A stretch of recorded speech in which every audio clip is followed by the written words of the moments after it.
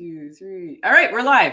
You are live. All right, so hi everybody. Welcome to the special episode of celebrating the brand ambassador. I'm so excited to have back with me LACY HAWKINS, the brand ambassador from Monkey 47, and NICOLAS from Net Branca, the global brand ambassador, and so much more. We wanted to have a special episode because Nicola last time, because of a storm happening in Italy, his internet got shut down, and we've all been there, so we totally understand that. And he had so much more to talk about. And LACY also has so much more to talk about when it comes to closing a deal and things of that nature. And I just thought there was 3 really important parts that I wanted to just focus on this time. And I guess we're going to start, for those of you, and this is what I've also learned, just you guys, between all 3 of us, even though I scheduled this for 2 on Facebook Live, it says 2:15. So I always wonder why people come in a little bit later, but we'll start talking, and I know people will see it and start happening.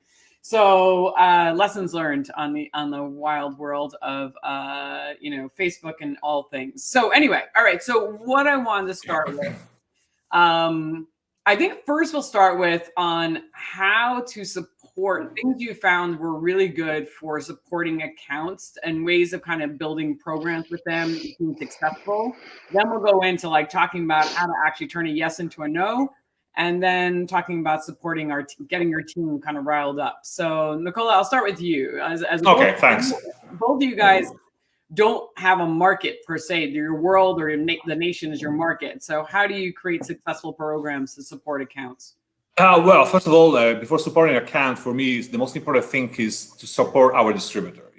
Make them feel that the company is present, is behind them, is supporting with, first of all, with the quality of like reassuring on the fact that we are delivering quality for them. So getting connected with the distributor and matching that need on the market is very important. The second step for me with a distributor point of view is to make them understand what is the product and how to market the product.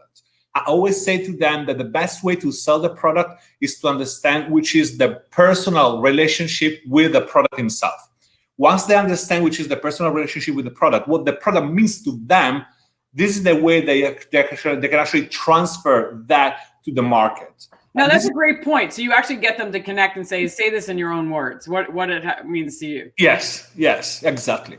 Because I think like most of the time when you work with such companies that have such a big history and so much heritage, is right, you really cannot follow a top-down message and then apply that in every market. You really have to make like a bespoke type of approach for the market and then deliver that. And making sure, of course, I have to make sure that it's very clear in the head, which is the philosophy, which is the values and the pillars of the company. But then everything else from that is their point of view. We know people believe on what, they don't believe in what we do, they believe on why we do it. I always say that. And once you understand your why, you can transfer that why. No, that is such, and by the way, there's a great book out there, Finding Your Why, and it's really kind of eye-opening. I mean, it's a decent book. But it was one. Yes, exactly. It is. It's a decent book. I wouldn't say it's an amazing book. It's a decent book. It is a decent book. And I had when I first started working at Anheuser-Busch, that was the first book my manager gave me. I was like, I was figuring out how things work there. And he's like, just handed me the book. And he's like, find your why. And everything else goes from there. I took them on a part of that is my way of approaching. It's not that I'm not saying this is my philosophy. It's not really that. I'm putting that and I worship that. But I understood there's a good values on that.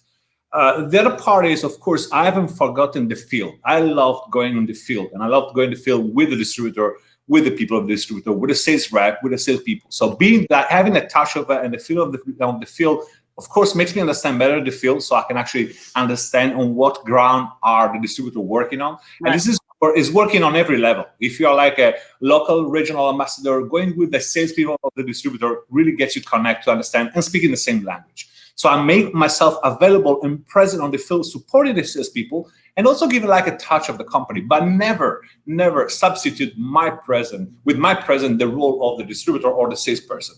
Every decision, everything is upon that. It has to go through them. So my way of being present is to, in a way, empower the distributor and the sales rep that everything that the account is getting from Net Branca is thanks to the distributor. It's passing by the sales rep.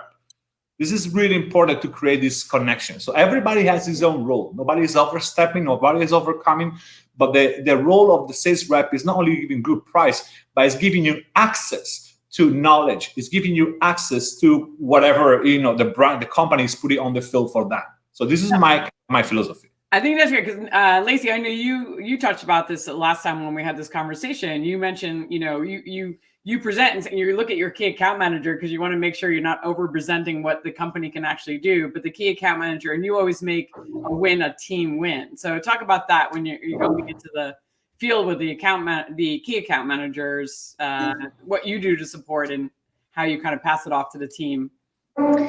Well, for me, I think that any win in an account is a win for everyone, right? So if, you have a bar or restaurant that says, I love Monkey 47 and I want to put it on the cocktail menu, and I want to do a Monkey 47 happy hour or a party, that's a win for me. That's a win for Monkey 47. That's a win for everyone who kind of has a hand in that bar or restaurant, which also, at that point kind of trickles down to the sales rep who sells products into that account. And what I mentioned in our previous conversation, and I always have to remind myself, is that I love Monkey 47, right? Like I sweat this stuff. I really love it, right? And I'm sure Nicola feels the same. I know. I don't even have to ask. I know he feels the same way about Fernet, right? And it's really easy for me to love it. It's easy for me to talk about it. But I may be working with someone who has 4,000 other things that they need to love at the drop of a hat, right? So what can I do in my limited amount of time with that person? Be extremely grateful for the time that they're choosing to spend with me, right? That's one thing. Very true. Very true. And arm them with as much information that's like digestible, but also you can easily regurgitate as possible, right? So that they can become like mini versions of me. If I can inspire a sales rep, if I can inspire a bartender, if I can inspire someone who walks into the bar and says, God, I don't really like martinis, but I really like Monkey 47. So maybe I'll try a Monkey Martini, right? So I think for me, working with sales, and what's great about your conversations, Elaine, is that they always go so far from the original question. It's like, it's this beautiful sort of like fractal of a conversation. So I'm sorry if I'm already totally off base, and just repeat the question if you need to, but it's relevant. But yeah, so I really try to inspire people, inspire sales reps to share some of the inspiration that hopefully they see in the passion that they see in me, the inspiration they get from me in some of the bars or restaurants that they're into, so that when they do pull out a bottle of Monkey 47, it's not just like, taste this, it's good. It's like, taste this because it has 47 botanicals and it's made in Germany's Black Forest and it's like 100-liter still, and all these things that are like little sprinkles of facts and inspiration around that product. I'm gonna pause both of you. So I'm gonna reframe the question. So the question that they both answered was, how do you support your distributor in every market and get them to love your brand and sell it? Which was answered really, really well. That was all. I really like, also this thing is like talking, the three of us is inspiring for me too, because I can see some points I never thought about it. And I totally agree with Lacey. The thing is that we are like, we catalyze information in a way that we actually can summarize whatever is needed for them to be successful. Whether it's going to be a bartender, whether it's going to be an account, whether it's going to be sales rep or distributor. We give them the right information for the right moment. So we tell them what to do with the product, when to do it, and how to talk about that. To sales rep, we give them like a 5 touching points, whatever the opportunity is. We have the capability, due to the fact that we have experience, to get a clear picture of whoever is in front of us. So to classify also so many information in a useful way. In a way, once they see you as a point of reference, but also they can see you as a tool to work with, the job is done. This is the thing, because we have to generate sellout, we have to do listing, we have to do positioning, we have to do selling. Really like a tough job. It is a tough job. And I think both of your points is also really so valid in the fact that I was actually having this conversation today with a small brand. Somebody was about to launch. They're launching in New York City, and it was talking about like, how do we get the distributor sales reps who have, as you said, LACY, 4,000 products to feel inspired about selling my brand. And it's not easy. And I think your points about both of the things you guys talked about was getting them to, Nicola, about getting them to embrace it in their own words and find their own love for the product. And LACY, giving them how to use it, how to sell it, how to feel the love that you're feeling, and to be a mini ambassador for you. For me, I think also like, and for me, it's also about saying, what do you need? What do you need to be successful? Because someone who is working on behalf of and selling Monkey 47 in New York City, their needs are going to be totally different than someone selling Monkey 47 in Nashville, Tennessee, right? And so keeping that open conversation where I'm constantly, asking sales reps, asking market managers, asking division managers, what do you need to be successful?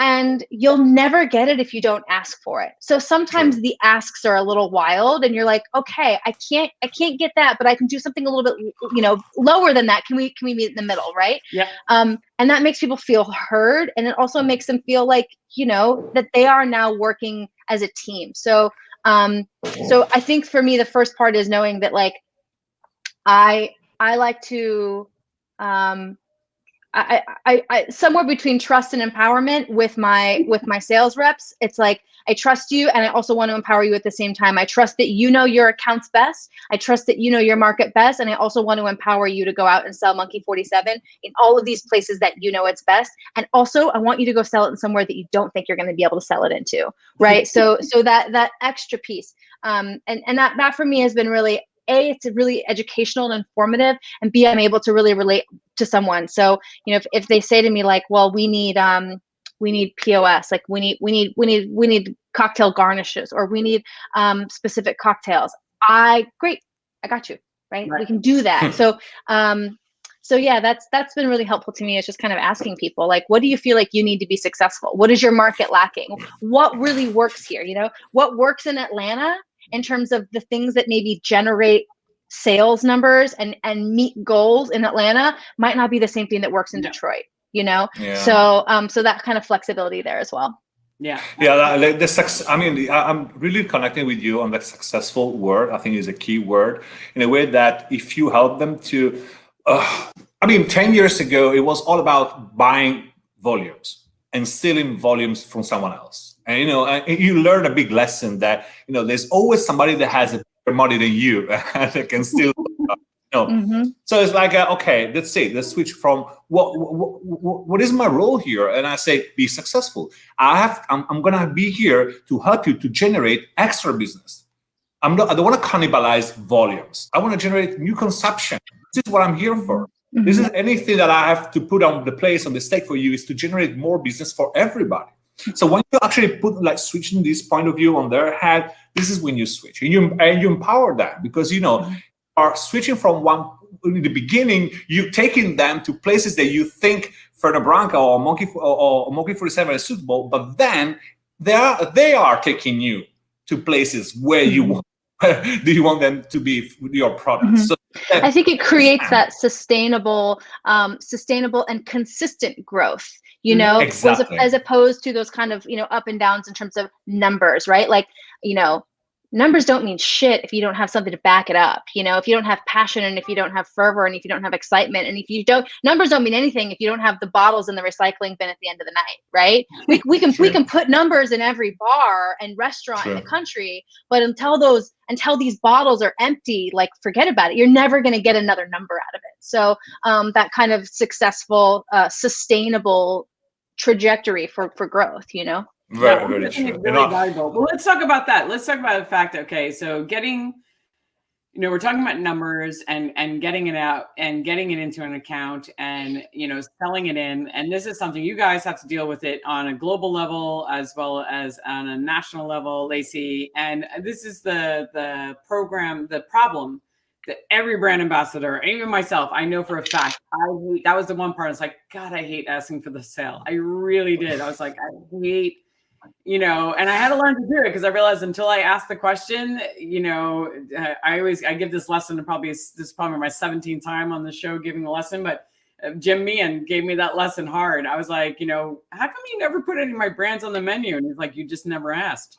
And it was like the most obvious hello. And I was like, oh, well, I'm asking now. He's like, great, I'll put it on the menu. I was like, are you shitting me right now? Like all this. How long ago was that? Oh my God, that's like so long ago. Like when he was at PDT, it's like PDT was probably 2 or 3 years old, like 2007. I just feel like, that story you said has really stuck with me, and I just feel like there's so much more nuance now, you know, where I'm like, oh God, I wish it was that cut and dry, that you just you ask big and it's either a yes or a no. Like I wish it was that cut and dry, but I feel like there's so much more nuance now, and I feel like there's also you know, this real give and take, and I think that part of that can really be there's a complete correlation between, you know, that give and take, that nuance, and like how much brands have invested in bartenders over the last you know 10 years, where you know, as someone who you know, I would still consider myself a bartender in many ways and was behind the bar for many years. It's like you started to get a little spoiled. You started to get a little selfish. It started to be like, instead of just the plain out ask, it'd be like, well, what are you gonna do for me? You know, what's in it for me? And so I feel like that there's a lot more of a. Oh, no, Lacey, let me tell you something. Like dating. That was the first conversation, and then after that, I had gotten compared to, well, this brand gave me iPads, and this brand did this, and suddenly I have to whine into Wild West. Oh yeah, and suddenly I'm taking people to Le Bernardin for dinner. I'm like, oh, as the industry changed, but it is very nuanced, I think, to New York and certain markets. Like if you go to another market, they're like so happy you showed up and you're doing so. Like it all depends on what market or what city you're in, and like what bar they work in. So if you're at the bar that every brand is clamoring to get into, like the, you know, the Death and Company's, the Dead, whatever. Yeah, of course they're like, yeah, all right. So, but I think for Jim, it was in the early days, and it was also with question, but I also realized it was a great lesson in when you're just visiting accounts, you can go and you can visit, you can support, you can buy the cocktails, you can have the conversation with the bartenders.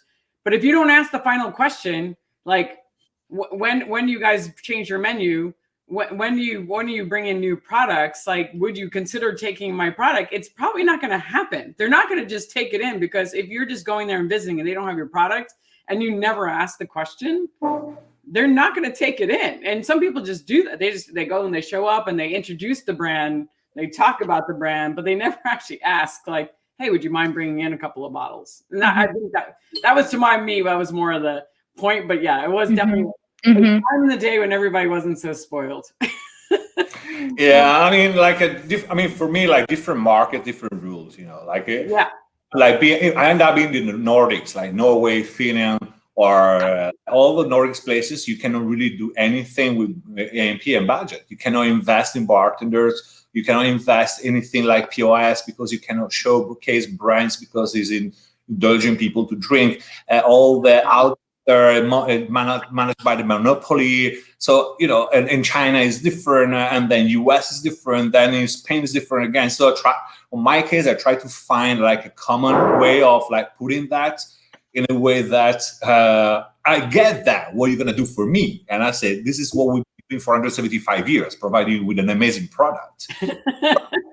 This is what we're doing. So, and thank you for that. What we're going to do more than that. I mean, you already have my brands. You're already doing something. How can I help you to elevate from that to more? So this, like, everybody has to put something on the stage. And also, I'm approaching the market with so many different products, because I'm go there with Fede Branca, but I'm also Antica Formula, and I'm Punta Mes, and I'm, you know, all the brands that I have Branca Menta, I have Stravecchio, I have Caffè Borghetti. So, and each one of those has a role in the bar. Yeah. And the way I'm kind of like 10 years ago, it was easier with vermouth, because the market wasn't really supervised. There were like just few, and Antica was doing well. And, you know, nowadays that the market is overcrowded by vermouth. So you kind of have to, you know, play different games in every market. And I think it's the same today with gin. It's overcrowded. And so you have to really play your cards properly, because you have to buy to send out, and being the menu is very important. You don't have to be forgotten. So there are many rules, and I think like I wouldn't say that the bartenders are spoiled. We spoil them in a way. In a way that the market was spoiled by a certain approach in the market by companies. Simple as that. My son was not born spoiled. I spoiled him. Yeah. Mm-hmm. And he's 5, so now I'm taking an effort. I have to do it now before he gets like 18 years old. To educate him now on what are real values, what it matters, and so forth. So it's really like when you work for the company, you're representing a company. We have to always remember that we have a big responsibility here on how the market is going, how we. If it's like even on distributor point of view or on a sales reps or a bars industry, if all the brands have a common way of approaching the market, we're gonna like in a way allow me that moralize that level, and so we're gonna switch the attention to what I get back or okay what I can do more. So this is like, but not everybody approaches the same. I mean, Lacey, what are people asking for these days? What can you do for me? That's an interesting question. What is that's actually a conversation that that I kind of refuse to have, because that to me is that's a spoiled, and I don't mean spoiled like a brat, but I mean spoiled like that's a soured relationship right there. Yeah. For me, that's starting off on the wrong foot. Agreed. And so I really think that it's the more I hear Nicola talk about his products and his position, I think that he'll really agree with what I say here, which is that my position when I'm working with a bar or a restaurant is you should be carrying this, and I'm letting you know that if you don't, you're a little bit behind. So like exactly. You're not doing me a favor by carrying Monkey 47. And I would like to see you carry this gin because I think that it would work in many different ways, and you also have the consumer base to pull it through, right? So I'm never going into accounts like looking for a favor or hoping that they're going to do me a favor. It's really kind of like places where I'm like, hey, you should carry this. Like, this is a hidden gem that's about to pop off, and I think you need to have this behind your bar for many reasons. And I think Nicola would really agree with that too. So that really changes my dynamic when I go. You're shaking your head. No, you don't agree. No, I agree. I mean, the only favor I ask to a bar is that my martini I have an extra olive. Simple as that. honestly, every time I go in there, because I do accounts, when I travel, I have like 3 types of visit, and I tell to the sales rep, I say, take me to the most important accounts, the one that really carry our products, they love it, the first day. And the second day, take me to those people that don't want our products. Take me to those people. Absolutely. Because my job starts when people say no. Otherwise, what I'm here for. Our job starts when people say no. This is what started working. The rest of it is supporting and representing. Working that I'm doing is like to making the product available, distribution, and getting the product on the right hand, and they know what to do. I totally agree with that. You should carry. My role is here because I spot an opportunity for both of us. Right. Because this product is going to give you an opportunity to do this, and this, and this. Because variety is important. Because assortment is important. Because differentiation is important in the industry today. I think that's a good. Sorry, I'm going to start. It's a good attitude to have, because you're not going out there with hand and being like, "Oh, please take this." It's more the attitude. You understand that this. I've looked at your account. This is a good fit for my brand. You should be carrying this. By not carrying this product, you're actually hurting yourself. It's not hurting me. There are a couple. I wouldn't say this to a bar. There's 50 more accounts like you. There are definitely I'm letting you know you're going to do well with this. And you say it's a shame if we don't work together. In a way, it's a shame. My product is fitting. Your bar is perfect. This is what we can do together. It's a shame if we don't do it. We miss an opportunity. I recover the opportunity with someone else. You might recover the opportunity with someone else, but it won't be the same. Lacey, is that what you're saying? Yeah, I mean, I think. Well, in better English, of course. Yeah. Well, actually, your English is fantastic. Your English is great. Perfect. I appreciate that. Yeah, I think that every bar and restaurant is different, but also, my goal is not to have a bottle sitting on the back bar. So it's like I'm just sitting there. So that to me is an area where you need to shine a little bit of light. You know, if I'm working with a sales rep in a city and we're going out and we're just sort of like getting lots of placements in bars and restaurants, but I'm saying, okay, well, why was it so easy to just get all these placements? Maybe you should have had these done before I got here. So that the conversation we could have been having was about a menu opportunity, or a conversation was about some sort of a happy hour, or the next sort of leveling up of that. And so that to me is an indication that we're just getting placements just to say we did a great job if it comes off really easy. And so to Nicola's point, it's like, take me to all the places that I've already said no to you, because I will be able to have just a little bit of a different conversation, right? My language, the scope of the conversation is just totally a different set than what a sales rep may be having. And I can also help kind of like diagnose maybe why this bar or restaurant doesn't want to carry Monkey 47. And that to me is not a failure. That to me is we're just like getting closer to the yes. So to go back to your original question, which was kind of like, how do you seal the deal and how do you get the yes? And for me, the way to do that is to constantly be asking questions, so that when I finally do ask something, I know the answer is yes. Right. Even if the question I'm asking is, so can I go ahead and get your card so I can email you in a few months? That's going to be a yes question, right? So I'm always leaving a bar or restaurant with a yes, and my foot's still in the door, right? My foot is still in the door for another yes in the future. But maybe the question, maybe I did not ask the question, can you bring in 100,000 cases and put it on every menu in the world, right? I'm asking questions I know I can get a yes from, to constantly kind of build a snowball effect of like yeses, so that eventually, you know, it's the ultimate, you know, we've got your product, we have it on the menu, we're going through it, right? Or maybe we don't have it on the menu, but like, yeah, we're moving through your product, which is great. Can you give me an example? Sorry, and for Nicola as well, because I think you'll be intrigued. What are some of the questions you might ask? So let's say I have just met a bar and a bar manager in Boston, and they don't carry Monkey 47. They do carry some other gins that would be comparable in terms of, or maybe competitors, right? And I do a tasting with them. I share a bunch of information. I leave them with some resources, but I'm finding that they're keeping all of their cards pretty close to the vest, and they aren't really showing much. They aren't really saying anything. I would say something like, you know, what do you think? What do you think about what you tasted? And based on what they say to me, I'm just going to be like, yes, absolutely. Constantly positive reinforcement. How do some of your other gins sell here? What kind of cocktails do your consumers really like? How often do you put gin cocktails on the menu? When do you switch the menu over? So I'm not asking a specific yes or no question yet, because the thing I'm ending on is a yes. And at this point, I'm just whittling down what that question may be. You know, how many do you guys do happy hour? Oh, let me see your food menu. Oh, I see you guys have some like sashimi on the menu. Sashimi and Monkey 47 go together so well. So I'm just like planting seeds of ideas instead of, can you carry my product? Because that is a dead end. That's just a dead end. They say yes to that, and then it's like, yes, okay, now what are you going to do for me? Right? And I don't want that conversation. I want a partnership.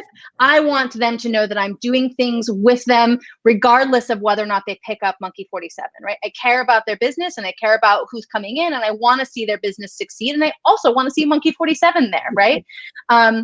So those are kind of some of the questions that I ask. Even things like, oh, how many bartenders do you have? Do you guys do educationals here? What's your educational format like? Would you be interested in having a gin educational? I can do more than just Monkey 47. Let's do the history of gin. Right. Oh, you know, I'm going to be back in town in 3 months, and I'm going to be hosting an event.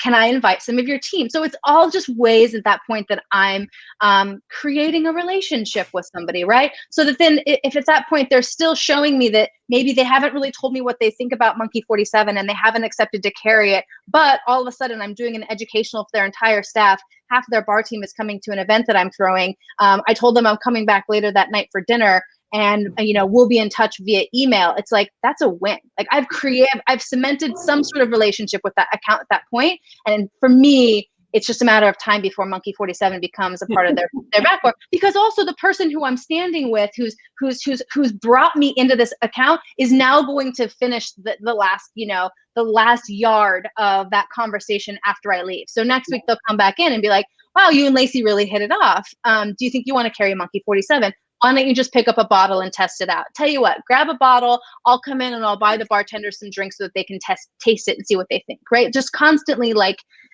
getting to that yes. So that's kind of what I now want to buy a bottle of Monkey 47. I don't even own a bar. Me too.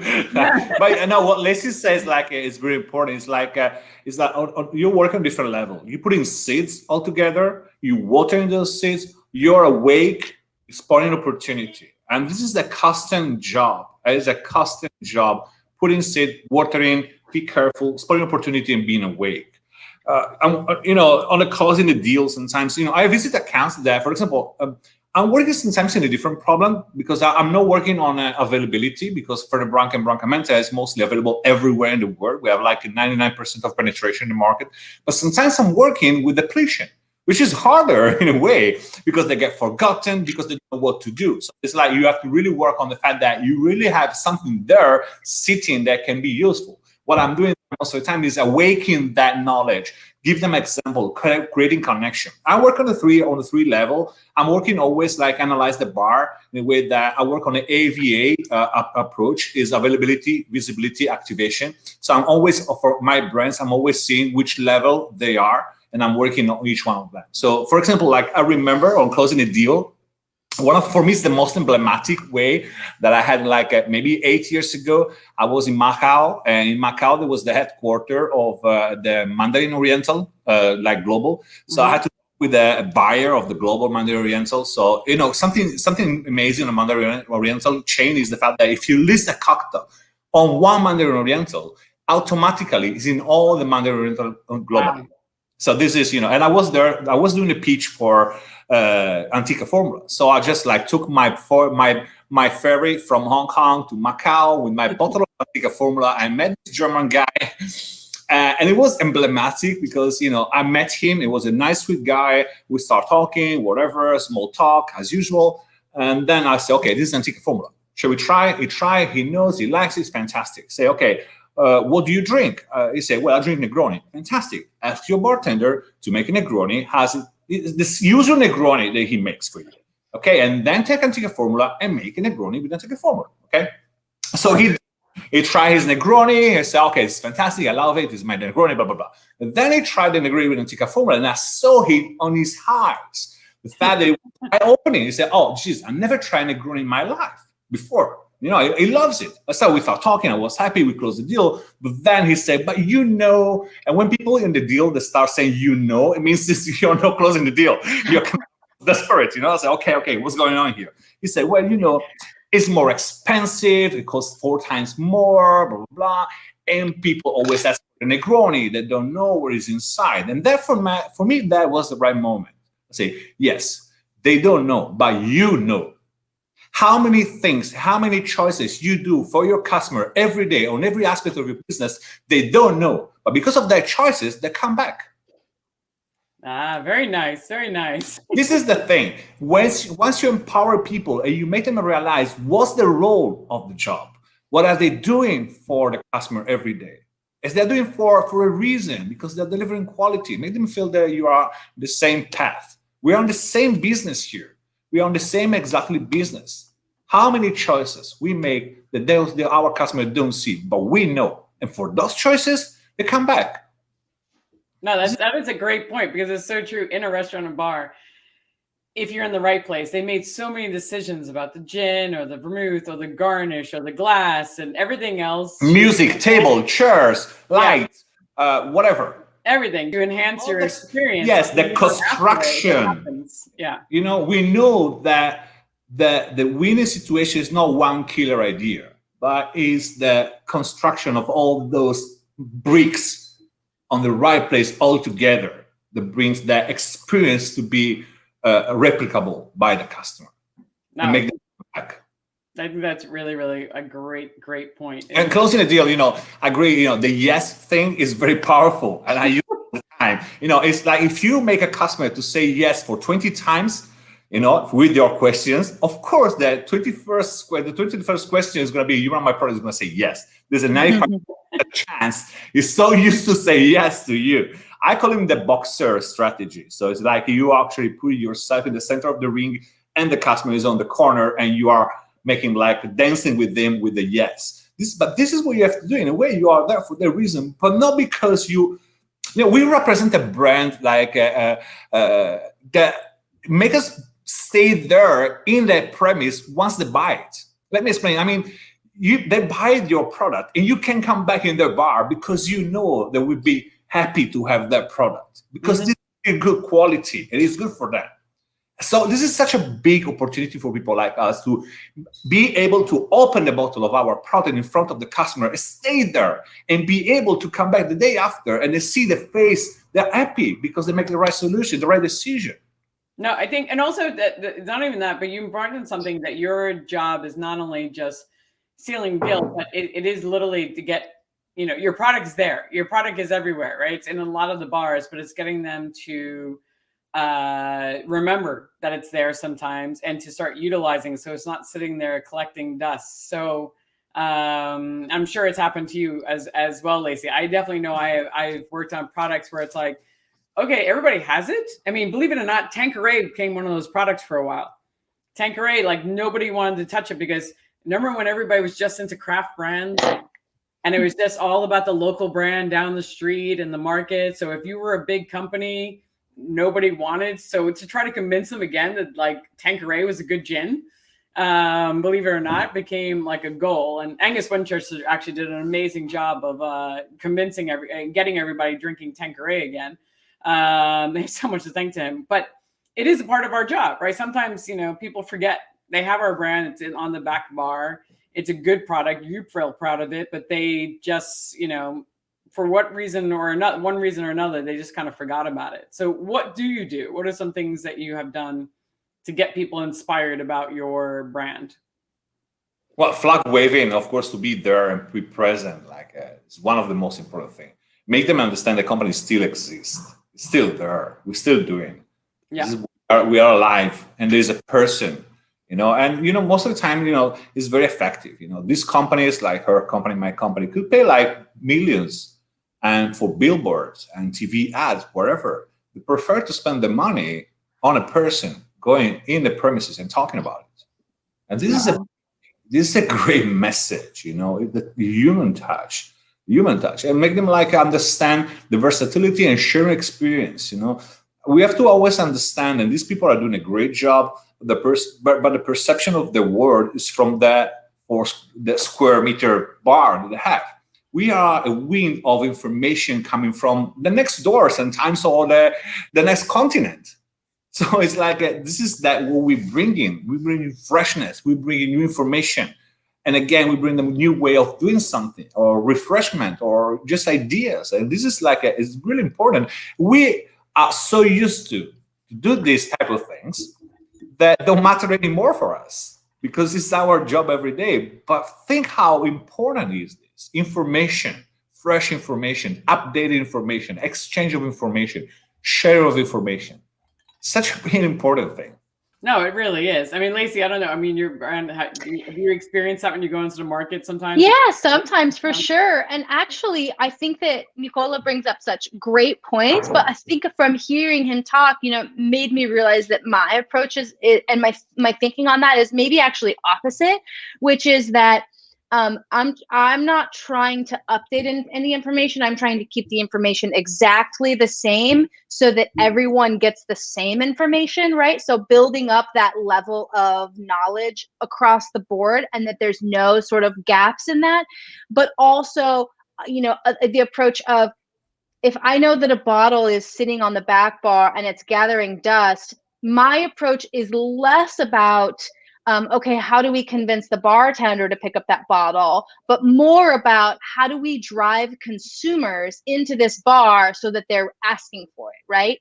So just to your billboard point, it made me realize we had a billboard in Brooklyn, a big Monkey 47 mural, I think last summer or something, and it went around to all the bars around that mural, and I was like, if you don't have Monkey 47, you're going to want to have Monkey 47 because there's something that's like, you know, taking up an entire wall outside, and you're going to miss the opportunity to sell based on, it's like this giant thing that people are taking photos in front of. So having the billboards, having the social media presence, the paid ads, these things, something like for us is the Monkey 47 Distiller's Cut, you know, that like sets people on fire, that drives people to bars and restaurants and liquor stores. And so that's a little bit also for me, is, you know, is it's less about maybe trying to convince a one bar team or one bartender or necessarily focusing on that sort of precious relationship, but instead more about how can we convince the masses? How can we change public opinion? How can we change public trends so that they're going in and pulling through that product? Because that to me also inspires the bartender. So it's a little bit, you know, two birds with one hand there. No, it also I was gonna say, just to build on your point a second, it's also really big for the off-premise accounts, because dealing with a liquor store, as we know, it's a lot different, right? The relationship's a lot different. It's depending on their interaction. If you're in a craft store, you can actually have that relationship. They'll taste the product, but a lot of them are just the local guy. It's just a business for them. They don't drink. It's just a product, and it's like, what can you do for me, or what is the brand doing? And by using that, the advertisement or the mural or the social media, it's like, this is what we're doing right now, right around your store. Mm-hmm. This is happening. If you're not carrying this product right now, you're missing out. Like, we were advertising down the street. Here it is. People see that every day. They probably, you know, it's going to inspire them if they see it here, and then they come in here and oh, I just saw that. I should get that. I said, people are so driven by that. And that has really helped. I know I worked with Don Julio. We actually created a neighbor by neighborhood campaign where they would put a billboard up, and then our job was to target all the audience, all the bars and all the off-premise accounts around that billboard. Mm-hmm. And just drive them, see if this is what we're doing. This is the ad, and it worked very well. It was like a really targeted approach. Well, sorry, go ahead. Just on Elaine's point about like liquor stores, you know, one thing that I'll also do is encourage the liquor store to be posting about Monkey 47 on their own personal page. Mm-hmm. So, you know, do you have Monkey 47? Is it sitting on your shelves, or do you have a Distiller's Cut and you don't know why it's not moving? Have you posted anything about it on social media? Here's a list of assets. Here's photos, here's branded material, here's quotes, here's all this stuff. And it's basically a pre-made post for you. Share it on your social media and watch people come in. You know, that's something that has been really successful for me too, is really equipping them with tools to drive people to their own establishment. Sorry, go ahead, Nicola. Yeah, I would just say that, I mean, getting your point, the fact that if we want to elevate that on a different level is to really know what is good for your brand, that is effective, you know, and everyone has a different like need, in a way that if you have a product that's been known in the market for just being a bartender shop, and you actually want to convince the people what is happening around the world, is actually that I just given a 5-star Michelin star restaurant, is an aperitif with soda and olives. The vermouth is not only an ingredient, but it's a product. So there are so many things you have to do. And of course, supporting the brand with billboard. We did in San Francisco, where like for San Francisco supports Fernet and we vice versa, wherever, you know, we have this type of communication. Our company was built on communication. We were the first Italian company to do like advertising campaign directly to every market. So we know the value of that, but we also know the value of the liquid to lips. And so like getting in there and getting people like reconnected. For example, for liquor store, we did something that was amazing. It works, like, as you said, providing with material for the website, but also we were doing like a live streaming from that liquor store, talking to their customer via like their web page or Instagram page or Facebook page. That was, it works so much. I did it like starting out doing that. There are a few like liquor store that had like a channel where we're talking about products. So I was like showcasing Fernet Branca product and Cafe Borghetti from that channel. So is like something from this year, or is like you did it before? I did it like four years ago. The last time, 3 years. Last time I was in Australia. I started 4 years ago, then I did it again, and then that thing happened to be like really, really cool within the US, and now that came back to be very useful during that lockdown moment, because we were doing exactly the same in platform that were like providing like takeaway or delivery products. So I was doing like going on the Instagram page, and I was presenting Fernet Branca from their Instagram page to their consumer, that customer, to that client. And I did now, like a couple of months ago, with a big chain of off-premise in the US that had actually, I think they had, I don't know, 500 accounts. And there were one day there were like 1,000 people connected just to talk about Fernet Branca and Antica, how to make a Manhattan. So like this type of things.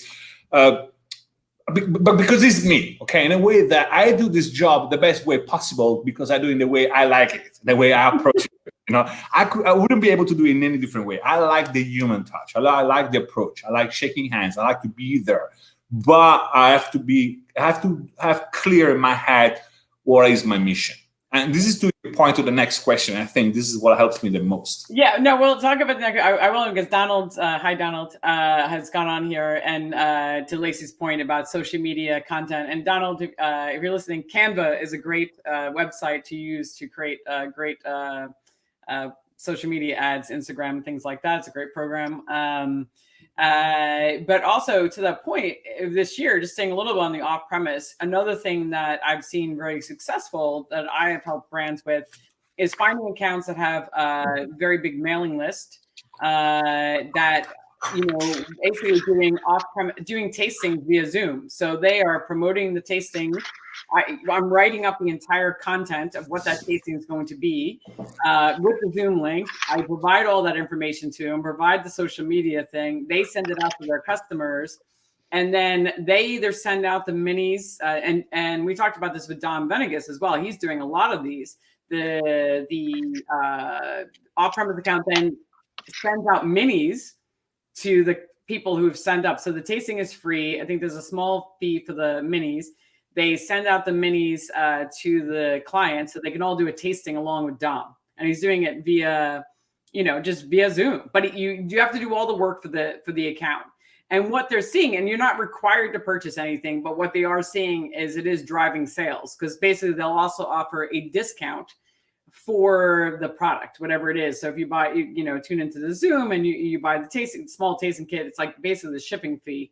You can get a discount on this product. And they'll run that discount for like a week, you know, a week or two. And from the Zoom, they're getting sales. So this has become like the new era, right? Of, you know, the pandemic has definitely caused us all to change some ways of working, but some of these are quite effective because you can work with lots of liquor stores in 1 week rather than just doing one a day. You know, you could actually do two. Gemma, before she had her baby, Gemma Cole, she was doing 3 or 4 of these a day sometimes. She was doing them with corporations, but she could also do them with liquor stores. So all different ways we can support different accounts. Everyone learns an excuse to drink. That is very true. Oh yeah, for sure, for sure. It was great because, you know, you find yourself like talking to bartender, expert mixologist, and the day after you're talking with a housewife. Yeah.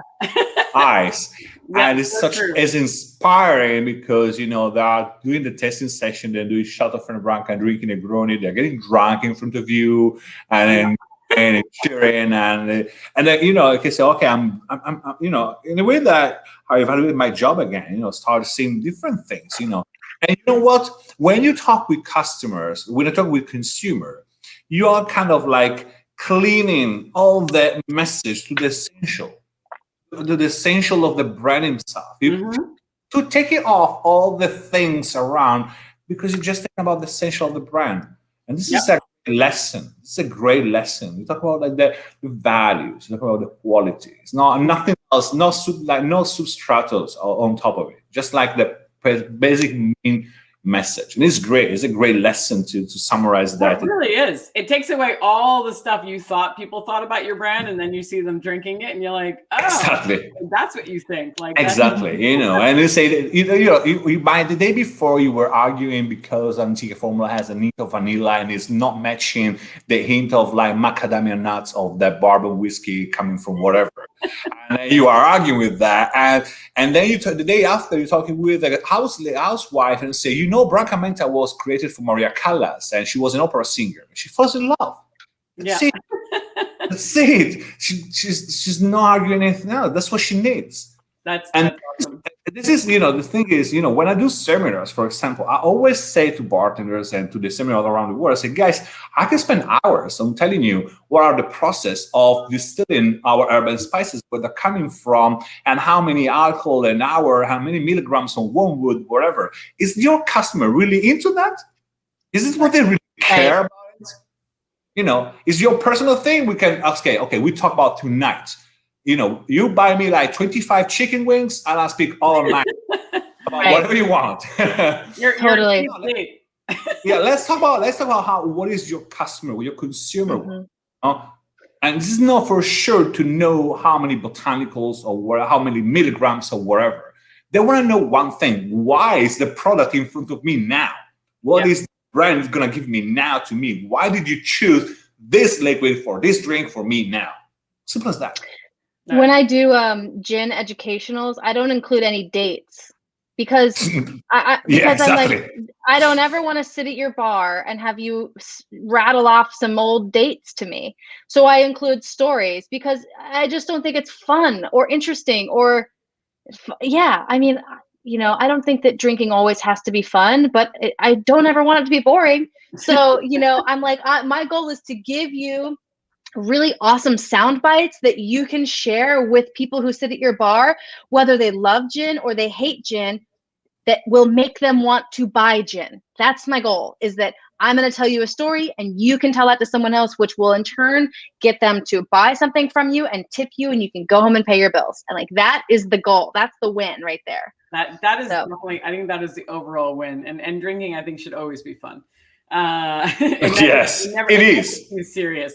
Okay, so on that note, well, not I guess on a different note, we're going to jump to Nicole. When we spoke, you talked about, you have a bunch of brand ambassadors that kind of work underneath you. Not you don't you manage them. They don't work underneath you, but you kind of you're their leader, their inspirational leader. Yeah, I was the first of this piece. So yeah. So sometimes people, they have really tough goals, and sometimes they can get very down because they didn't hit their goals. So I thought you had a really great way, and I think this is an important lesson for most people, like how to manage people and to inspire them to want to just, get out of their funk and just go for it. So my situation is like kind of, very peculiar on that side, because I select them all. We have like 14 like portfolio manager in the US, like more or less, and then we have 3-4 guys in the South America. And then we have 7 people around Europe plus 4 people in Italy. And I'm kind of like the guy in charge of selecting these people, but also train them and be their mentor. Some of them are paid by our distributors, for example. And so they are, we pay them with the A&P and they're managed by them, but in a way they are over me. The Italian ones are owned by Branca and so forth. But, and you go, is it normal, like during the life cycle of these people? Because people think that brand ambassador life is fun, is cool. It is, but you're by yourself all the time. You are yourself by your time, and your company is far away. The company is far away. So one of my things is, first of all, is not to make them feel far away, to make them feel close. So the present, of course. And this is, one of the things. The other thing is that, these people normally have like a deployment of attention, because the goals, because of the market, and so forth. And sometimes, it's hard, the job. So the way I motivate them, for me, is only one way, is to remind them why I choose them. They have to have clear in their head all the time why they are there. It's not because, it's not because I need to sell. What is the reason why I choose you? Make clear that in your head every day, because of your skills, because of your network, because of the way you're approaching the market, so many things. And this is, this is what brings them up again. People have to have clear in their head what is the role. They have to have clear what are the goals, and those goals have to be achievable. But on top of all, they have to know who are they and why we choose them. As they feel if they feel they can be replaceable anytime, they're not motivated at all. Oh, it's such a good point. Such a good point. So this is like because this is, I manage on this level. I don't check on their KPIs or goals or budget. I help them to reach those. Of course, I always give them like tip and tricks on how to do it, and basic tip tricks, or help them like to generate how. And I also help the distributor to create KPIs for hiring new brand ambassador when the time comes, because most of the time I'm the brand ambassador of some countries that cannot afford the brand ambassador, so I'm the brand ambassador until the market generates, of course, until the market generates enough liters so we can actually sustain brand ambassador. We are a company that is based the life on sales of bottles, simple as that. So for us, to selling bottle at the right price and creating the right profit and the right resources is to maintain the life of the company alive. Yeah, simple as that. And on that company are based families, because we are a family-owned company, but we are a company made by families. So it's like really sustainability of the brand and the market is very important, you know. So this is what we do. But having said that, my role on top of them is to remind them they are human beings. They are beautiful humans, and they are all different. And just remember, stop and think why I choose you upon maybe other 20 people in their market. No, I think that's such a great story, because I've definitely had, as you said, it's a lonely role, and Lacey, I would love to hear your thoughts on it. It is a lonely role. You're out there on your own. Sometimes you're just working. You might even talk to your manager. I used to talk to my manager once a month, maybe. I just kind of be doing my thing, and you know, it can be disheartening when you're killing yourself and you're out there and you're doing great stuff and you're achieving sales, and then nobody seems, and you've let them know, you sent all the reports, you've done all the stuff, and nobody's read them. Like, you're just kind of doing your thing, and like, you know, and having somebody acknowledge the fact that, hey, I chose you, and we see what you're doing, and you're doing a great job, and don't think it's not noticed and all that stuff. It's important. It is important to let people know that, to give them that encouragement, especially when they're feeling down, and to see, you know, just to see some of the things that they have achieved. Because as I said, like, I definitely have had managers. I used to go to my reviews once a year, and my manager lately would be like, yeah, you're doing a great job. Okay, like, anything else? No, that's it. One day a guy, like a brand ambassador I was going around with, he told me, so, but you are traveling all over the world, don't you have your own like budget, your own AMP to spend? I say, yes, I've got you. Yeah. Yeah. This is my AMP. It's all you. I have a person, rather than like $1,000 or €1,000 or 1,000 yen to buy a cocktail list in a bar. I've got you that can help you to go through that. That's awesome. Yeah, and I choose you. And Lacey, I know I choose you. Yeah, exactly. I choose you. You work really closely with your manager, and was also the brand manager of the team. You know, tell us about that relationship and why it works. Well, I think, you know, Monkey 47 is a really small brand. And so, and which is awesome, because there's a lot of room to build something when you have, you know, a smaller brand. And so I work with the brand lead on Monkey 47, and we talk every week. And, you know, we are sharing with each other what we're doing, what our goals are, what we have coming down the pike in terms of projects. And, you know, it never feels like micromanaging either, because we both have very different skill sets, and we both have a very different eye for things. And so, you know, yeah, there's never a micromanaging aspect. It's always just kind of a, like, you know, how are you doing with this? And, you know, do you want me to look this over? And let's, you know, put this on the agenda. We're going to talk about X, Y, and Z. And the other thing is, they're constantly giving me new skills. You know, they're constantly giving me new tools to use. And it's a really safe place to fail. And it's a really safe place to be like, hey, I made a draft of this email because I don't know if this is right. So can you read it? And then they have a totally different, very business forward skill set from mine. So, you know, an example is, someone recently reached out to us about doing a big event. And she was like, can you follow up with this and figure out what it is that they want, you know, and let's get to the root of this big event. And she was like, you know, use the like who, what, why sort of structure. And instead of just kind of, you know, me calling this person and saying like, you know, what do you need, or what is it that you want, or why do you think this will work? I got to really get this other person to start thinking about how they could see this big event working for their market, or for their sales, or for their sales reps. And so, you know, it's a really safe place, like I said, to not know the answers and to not have all the answers. Right. So yeah, it's like I had a little bit of a different tone in my conversation with this person. And before I sent it to them, I sent it to my boss, and it was just like, this is my first stab at this. This is my draft. What do you think? You know, so that's my working relationship with her, is that she's always trying to level me up so that I'm not quote unquote just a brand ambassador, right? That I can do many other things, and those things, you know, may have nothing to do with the brand sometimes too, right? I mean, they do, you know, on the side, but it's like, you know, she helped me develop my LinkedIn because she's like, this is going to be really important also for Monkey 47. And you know how many people have reached out to me about doing events with them or for them with Monkey 47 because of my LinkedIn. So she always is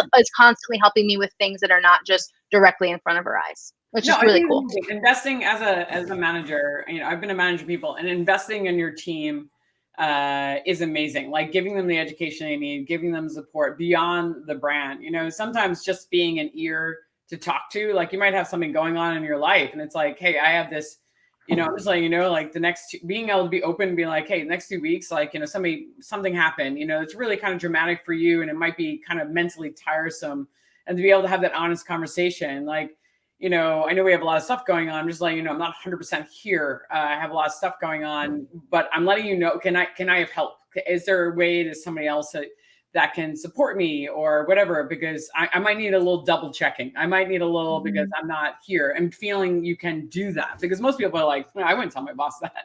They'd probably, you know, and you're not supposed to bring your personal things to work. But I think a brand ambassador relationship, and if you have a good manager, obviously you have to keep it professional, but being able to be a little vulnerable sometimes is really important. Yeah, but also as Leslie said, like the fact that giving you skills is so important. She said something so important.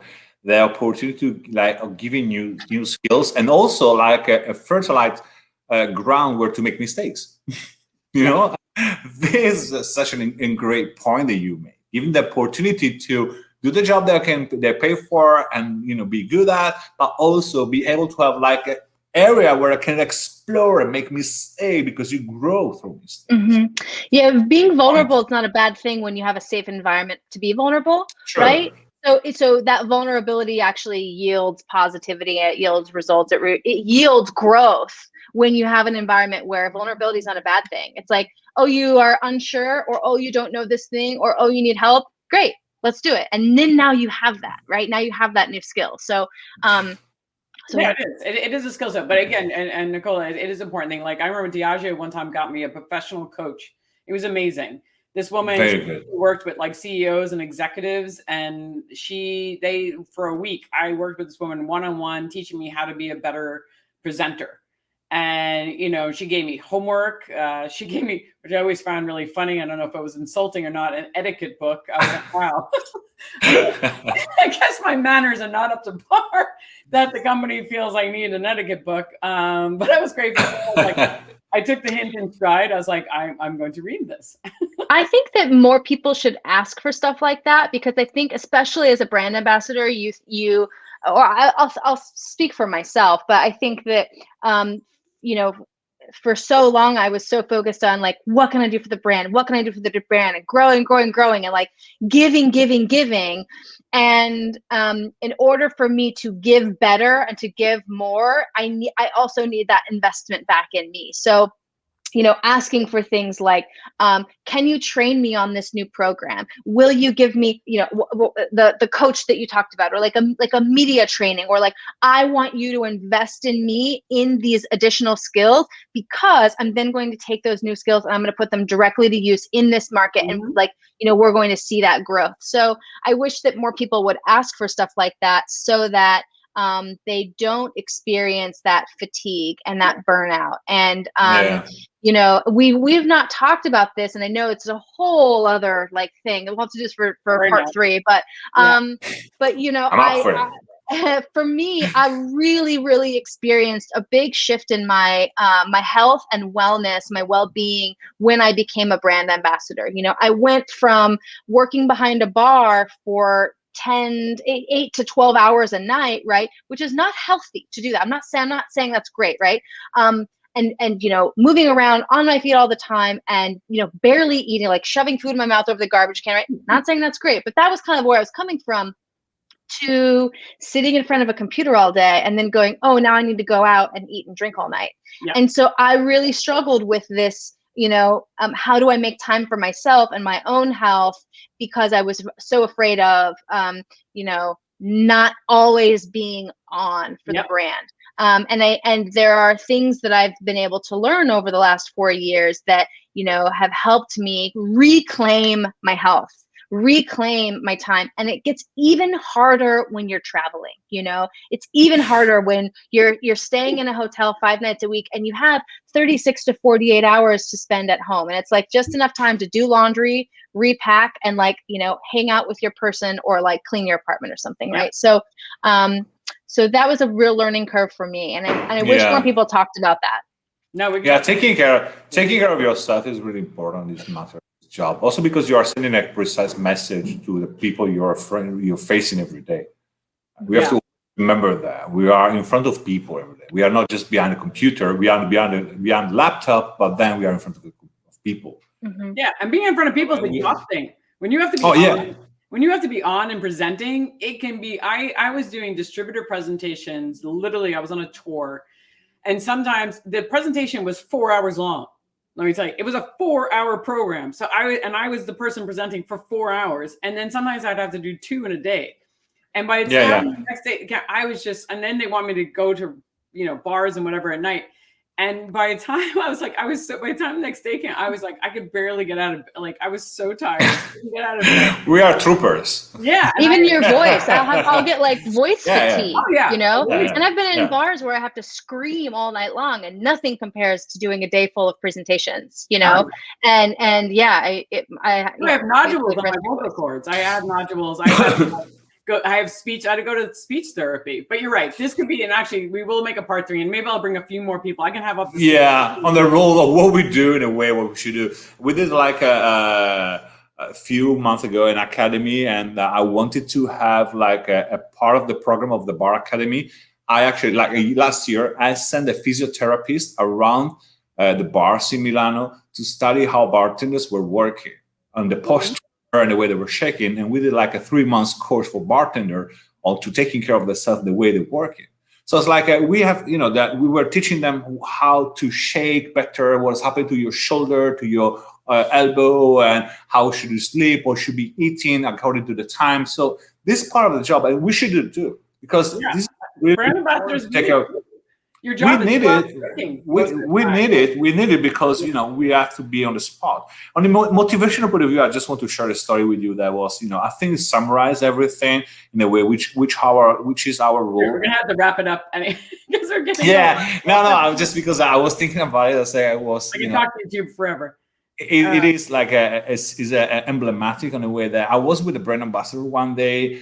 He was taking me to the new market. He was hitting that time. He told me, please don't get disappointed if we get in a bar and don't have our products. I said, yes, don't worry. I'll get disappointed if when we leave, still don't have our products. Thanks God there are bars out there that have our products yet. This is their market. This is really we have to be there for even for their reason. It's why brand ambassadors exist, and they will continue to. Exactly. Exactly. But if how is pressure as a pressure releaser, making them feel have a different point of view of the market. No, again, it's not a problem. It's a great opportunity. They don't have it, Right. And let's see if when we leave, still don't have them. I hope not. Now I get your point. Yeah. For them was a big pressure because they were seeing numbers and say, "Oh Jesus, out of 300 accounts, there are 150 don't have them." I say, "Fantastic! You have 150 accounts to go to." Yeah. Yeah, that is a good manager way of looking at it. Just look at it as an opportunity rather than a failure, because it is really stressful. It's a lot of it's one of the reasons why I left Diageo eventually. It's because I was burnt out. I felt uninspired. I was burnt out. I didn't feel like my job really mattered. I didn't feel like I was challenged anymore. And I tried. I appealed to people. I was like, I would like to do this. I would like to try to do this, and it seemed to just fall on deaf ears. And eventually, I was like, okay. And a new job got presented to me. And I was like, I was there for 17 years. Jeez. And I left, and it was probably the most disappointing leave of a guy. I was like, nobody seemed to care. I was like, okay. And it wasn't until afterwards. It's very funny. Like a lot of those people are my clients now, a lot of my old Diageo folks. And they're like, oh, you were so upset when you left. I was like, not one person reached out to me. Yeah. I was like, really? I was like, so it was this weird thing. So it's like, that's bad management. At the end of the day, it's just bad management. True. Like, Feedback is all about feedbacks. Yeah. And it's all about the power of the feedback is an amazing thing. Yeah. And just taking advantage that you think a person knows. And it's like, sometimes you just exactly. You do exactly. Exactly. And feedback on every level. You know, I give feedback to my accounts. I give feedback to my colleagues.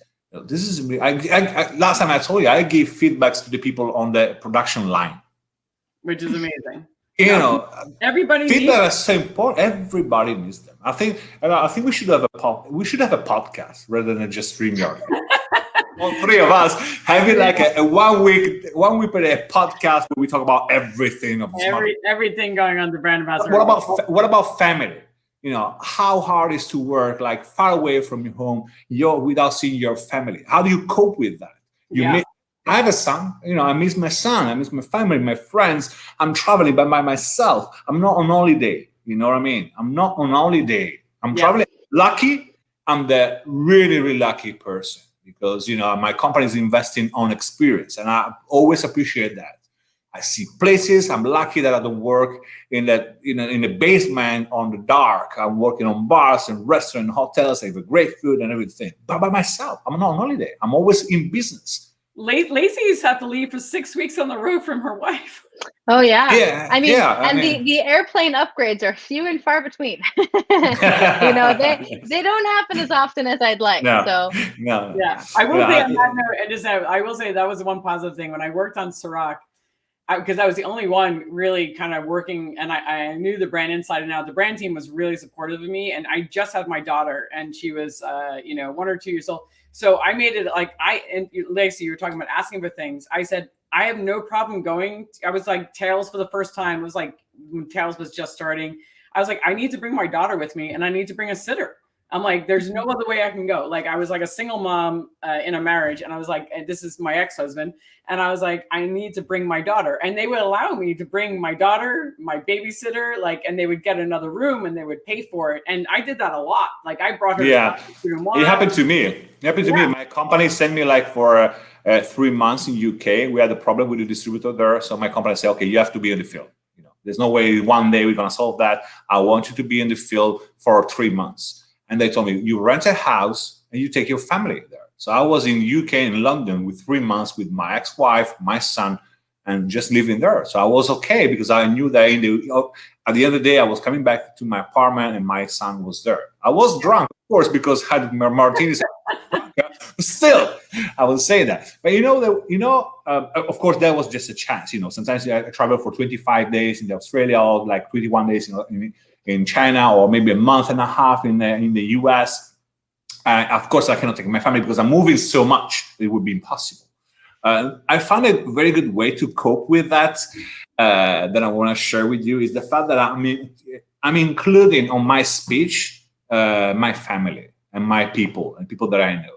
Every time I mention something, I always contextualize on my personal experience, and I'm mentioning my son. I'm mentioning what is the relationship with them. Of course, contextual. I don't just say my son his name is Lorenzo. I kind of make comparison and then try to bring different exchange, and that helps me to keep them with me and talk about them. It helps, and also it gives a good message out there that you are a person, you are a personal life. Where you're, cannot be all night having shots because at 3 o'clock in the morning you have to call your son. It's 8 o'clock.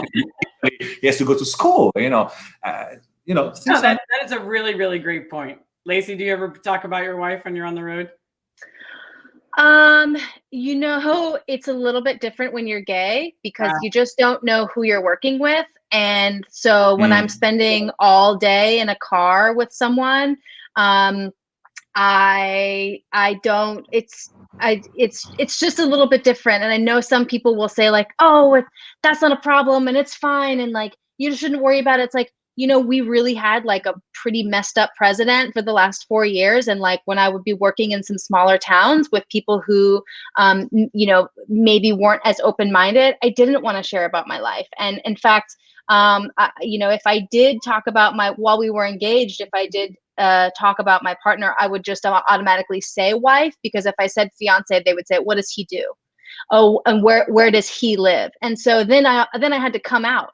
So not only did, and then I had to sit there and listen to them go, oh, that's cool. That's totally cool. That's cool with me. And I'm just like, this is so weird. Like, why can't this? So, so it, you know, depends. It just really depends. I really have to read the room, and that's a choice that I make. So, you know, some people will really kind of like, you know, fully out themselves, but that's kind of a way for me of preserving the, like, you know, environment that I have in my personal life, which is that sometimes I don't always bring it out, but when I find people I can talk about it with, it's really awesome and we have a great time. So so yeah, that's a little bit different for me. I don't know if that quite makes sense, but no, I get it, and I'm sorry. That's definitely no. I mean, this is I got your point. My point was like I use my son, but I kind of in a way I'm trying to take. I'm trying most of the time to leave the marketing presentation out of my speech and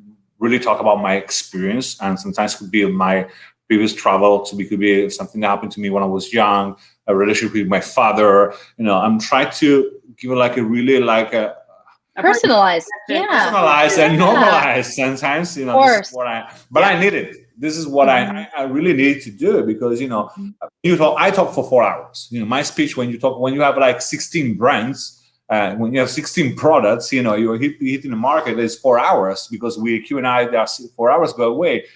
You have to really find the motivation. You have to really find things and to make it, and you do like 2 in a day, as you know. You know, and these people are expecting from you the same energy that you had like in the beginning of the trip 16 days before when you were in Seattle, and then you are in Rochester, you know, 21 days later, and they're expecting the same energy, the same passion. And they deserve it. That's the thing. It is hard. They deserve it because they take their time to be there and to spend 4 hours of their life to listen to you. And nobody force them. I was gonna say it is everything about the job. Most people don't realize it. It is hard. It is hard to be away from your family. It's hard to be have the energy, to stay healthy, and to really bring it every single day. And I don't think you know, some people appreciate it. They're like, oh, you know, all you had to do is a presentation. I'm like, every time I do a presentation, it takes a lot out of me. It's a mental thing, and to miss my daughter or my husband, or not to be able to talk about and be uncomfortable being able to talk about the people you care about, is also exhausting. So all those things can definitely have a mental can be mentally weary on you. And so I think and also not doing it in Italian. 95% of my time. Exactly. That's a great point. Yeah, when English is your second language, absolutely. I think that's. But I think like it is. I mean, I was making a joke, but I think like also to change like a country, changing like a state. Yeah. It makes a huge difference on your mood. People are different culture. You know, this is something like. Oh yeah. It's a cultural thing. You know, you have to be careful what you say, how you relate it. I go to California, I make certain jokes. I might go to, I don't know, to Nashville. I cannot make the same jokes. I don't know. You know, I go to Greece, I make some jokes. You know, it's really the skill set you have that you have to have as a brand ambassador. You need to be amenable to the atmosphere that you are in, the crowd that you're in. It is part of the skill set. It's like you need to be able to read your audience always, and to know what is, you know, how to connect with them in the right way. And I think that is, you know, I think most people, and I'm hoping, you know, if people watch these episodes and brand managers watch it, to understand the complexities of the role. It is such a complex role, and the person that does it has to have so many different skill sets that the average Joe, like just doing one job, doesn't have to have. So I can't be a barman anymore. Yeah. honestly, I see those guys. I admire them for creating all the time and be able to deal with so many different companies, because it's a job also for them to be able to keep a good relationship with all the brands out there. Yeah. And then do the job. Oh yeah, no, I'm not saying bartenders have the same, and bartenders. Jesus, I can't do that. I used to do it. Discount Can't do it anymore. Job. I was just saying, as the brand ambassador, bartenders have a whole nother role. I can't remember anything, so I could never be able to. Or waiters, I could never be a waiter because I can't remember orders. Like so, and my shorthand is terrible. So I know floor tender. I would not succeed at. He's a floor tender. Yeah, I would not be good at it. So, all right. So, unfortunately, we're going to wrap it up now because this is an amazing conversation, and I think the three of us could keep talking. We have so many great references. Oh, yes, for sure. People who, I know we have not people who have tuned in. Thank you so much. I know people watch a lot of these episodes afterwards, and we've come up with so many great points, from how to sell it in, how to support our accounts, how to work with our distributors, to how to travel and stay. We talked a little bit about how to be healthy and many other points. So I hope everybody who's watching got a lot out of it. You two, LACY and Nicola, thank you so much for doing this again. Well, not again, just round 2 of the special. Thanks for the opportunity. There was a bonus track. On Friday afternoons. And I look forward, we'll definitely plan in the future a round 3. Great. Good. All yours. All right. Good to see you both again. Have a wonderful weekend. Hope to see you soon, guys. Really hope to. Have a great weekend. Okay, you too. Ciao. Buonanotte. Buonanotte.